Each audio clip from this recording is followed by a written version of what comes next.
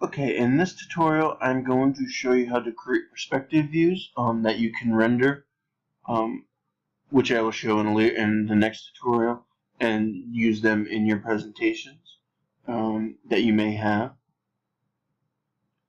So you can see is I opened a project file that I have to show you what a perspective and how to work with it. This is easier than trying to create like a little model in a new file to show.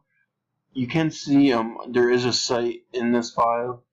I linked in the site file, so I have my site separate than my building, which I show how to do in tutorial B.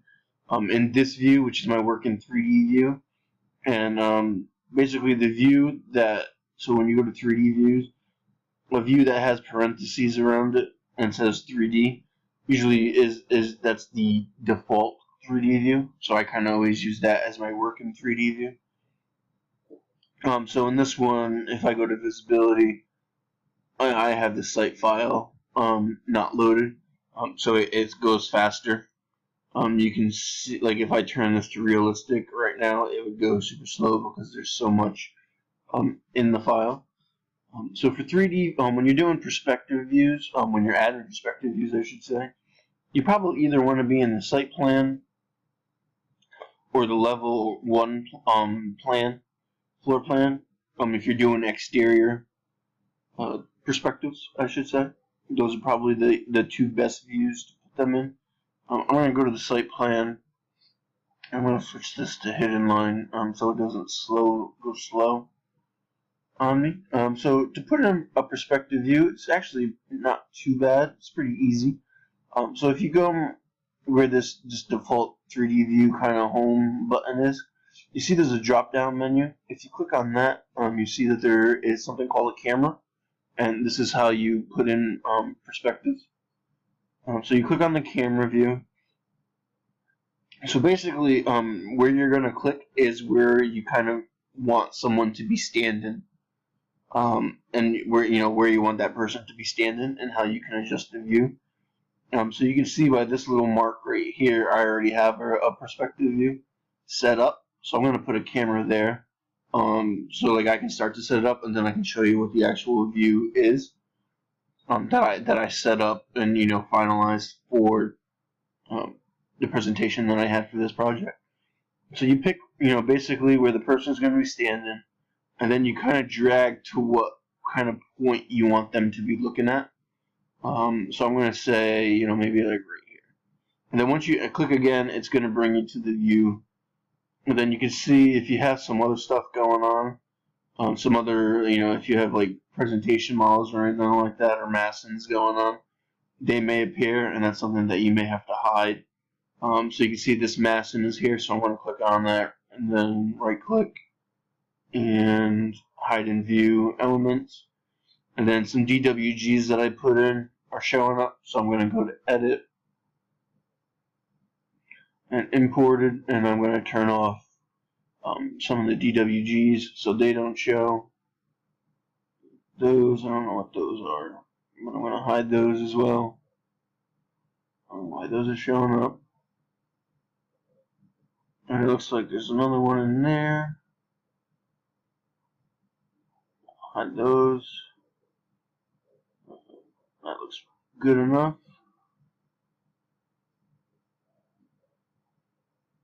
So once that's in and you kind of clean it up a little bit, you probably want to go back to the site. And when you go back to the site, you can actually find the view. So it's going to come in as 3D View 1 or 3D View 2 if you do multiple at once without renaming them. So if you click on the view that you put in, right click and hit Show Camera, it will re-show the camera so you can adjust. So what you could see in that view, so right now that view itself, if I click on it, you can see I'm not really seeing much of the surrounding site. That's because I have to extend the view more. So if I go back to that site plan and I do show camera, I can take this, which is the extender, to see more, and I can pull that kind of as far as I want. And then you could always click back to drag this, where you want the focal point to be looking at. You can always do that. readjust it after you put it in, and you can also move the camera as well. Even after it's in, you just gotta right click, hit show camera in view, and it'll show up. So now if I go there, so now you start to see more of the surrounding site. And then this is your, basically your crop region for the view, so you can pull, you can push and pull these as much as you want to kind of get a good view.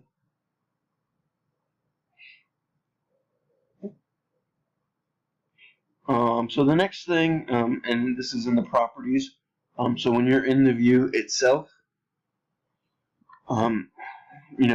you're in the 3D view looking at it, and you're in the properties. If you scroll down, you can see you have eye elevation and target elevation.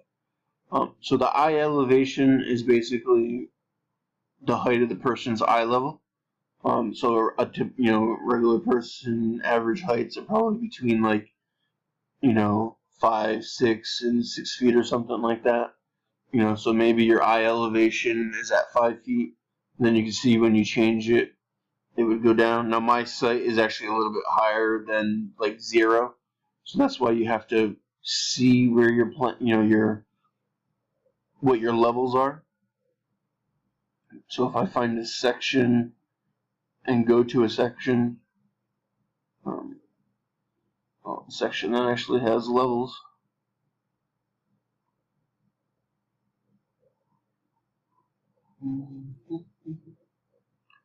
See if I can actually find one.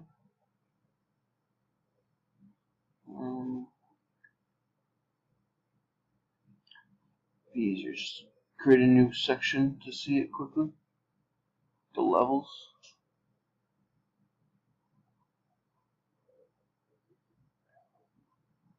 So you can see my level 0, how I had it.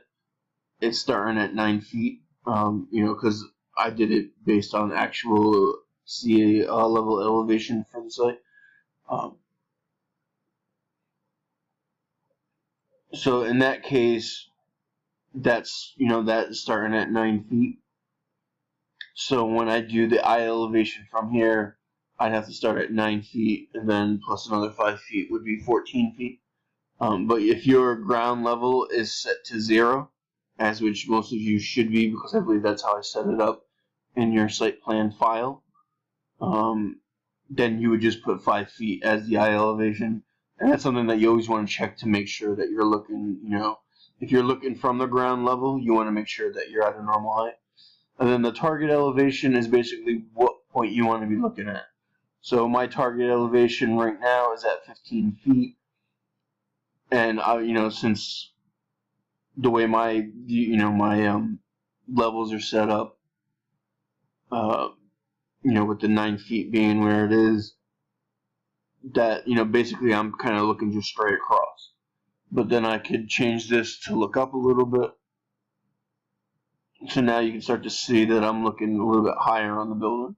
So maybe I'm focusing more on the roof, something like that. And then again, you can adjust the crop region if need be. And then again, you can always go back to the site and do, if that wasn't showing like it was, you could again right click show camera and then adjust this a little bit if you need to, and then go back and see how it looked. The other thing you can do is when you're in the 3D view, if you kind of open this little panel right here, if you click on it, you get this kind of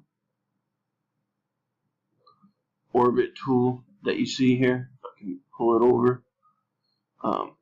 So if you go to pan and click on it, you can pan the view. Orbit lets you orbit it a little bit.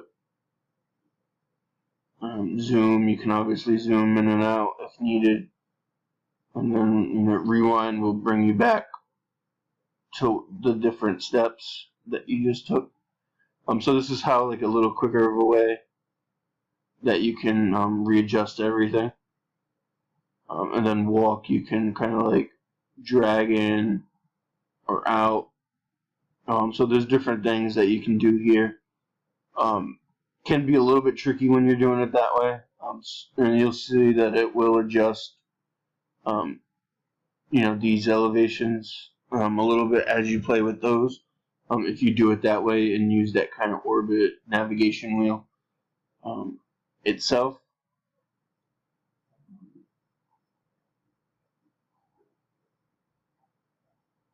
So I think, what else do I want to talk about? The other thing too, when you're starting to put it in, create these 3D views, you saw how some stuff I had in, I just right clicked and did hide in view.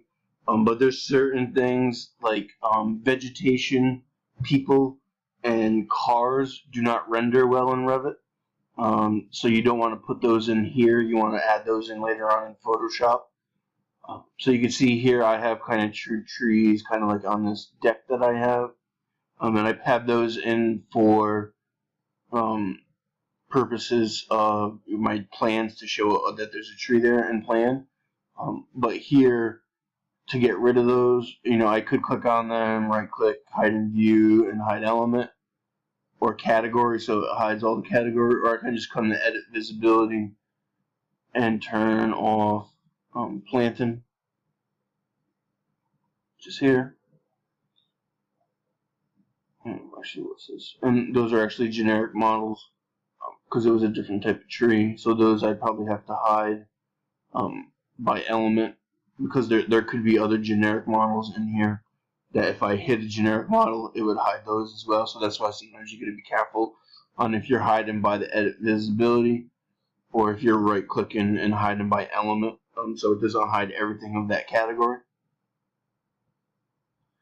So I believe that's pretty much it for how to set up a view, a perspective view. And it works the same way as an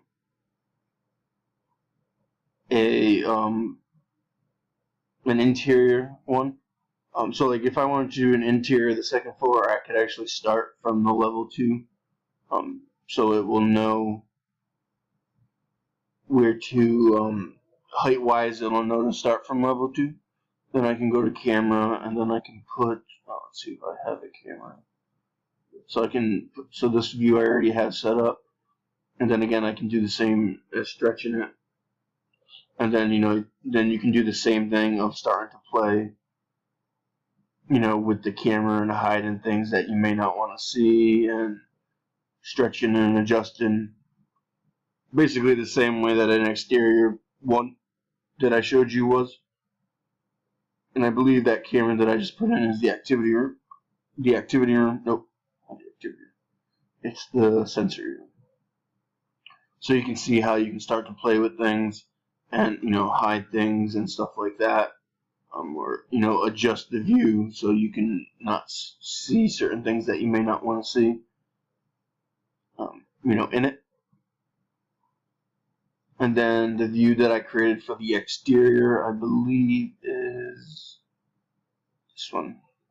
So you can see what I did, how I set up the view once I did it. So this is, kind of the one that I was starting to do here. This is what I ended up, creating for my actual project and the, the elevations and everything like that. So you can see like how I was looking and everything like that.